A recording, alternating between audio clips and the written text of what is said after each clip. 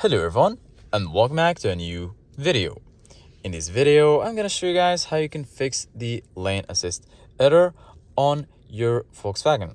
This solution will work for the Volkswagen Tiguan, Volkswagen Golf, Volkswagen Touareg, Volkswagen Passat, and the Volkswagen Touareg.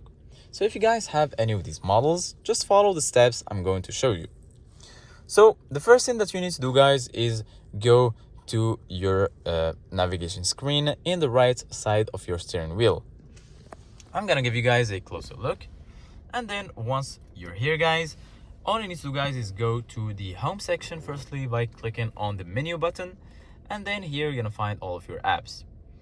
So here in the apps, just go ahead and look for a vehicle, give it a click, and then here you're gonna find your vehicle status.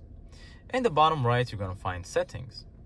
Give it a click, and then right here, as you can see, guys, you're gonna find a list that includes all of the settings that are related to your vehicle. Once here, click on driving assistance, and then here, as you can see, guys, you're gonna find all of the assistance settings. Scroll down until you find lane assist and make sure you activate it. And then once you activate it, just go back and all of your changes will be saved.